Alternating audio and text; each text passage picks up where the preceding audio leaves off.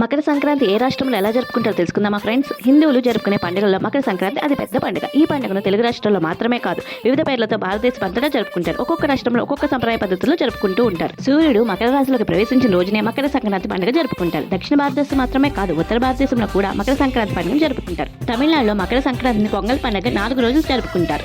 రైతులు తమ ఎద్దులను అలంకరించి వ్యవసాయానికి సంబంధించిన ఇతర వస్తువులను పూజిస్తారు. మన ఆంధ్రప్రదేశ్ లో భోగి రోజున భోగి మంటలు వేసి పాత వస్తువులను దహనం చేస్తారు. సంక్రాంతి రోజున పెద్దల పండుగ భావించి పూజలు చేస్తారు. కనుమ రోజు పశువులను పూజిస్తారు. తెలంగాణలో మకర సంక్రాంతిని 3 రోజుల పాటు జరుపుకుంటారు. కేరళలో మకర సంక్రాంతికి మకర విల్లిక్కు అని పేరు. ఈ రోజున శబరిమల ఆలయానికి సమీపంలో ఆకాశంలో మకర జ్యోతి కనిపిస్తుంది. మకర జ్యోతిని భారీ సంఖ్యలో అయ్యప్ప స్వామి భక్తులు దర్శించుకుంటారు. కర్ణాటకలో ఈ పండుగను ఏలు బిరుదు అంటారు. ఈ రోజున మహిళలు కనీసం 10 కుటుంబాలతో కలిసి చెరుకు, నువ్వులు, బెల్లం, కొబ్బరి తయారు చేసిన వస్తువులను మార్పిడి చేసుకుంటారు. పంజాబ్ లో మకర సంక్రాంతిని మాఘీగా జరుపుకుంటారంట. దీనిని ఒక జాతరగా నిర్వహిస్తారట. గుజరాత్ లో మకర సంక్రాంతిని ఉత్తరాయణంగా జరుపుకుంటారట.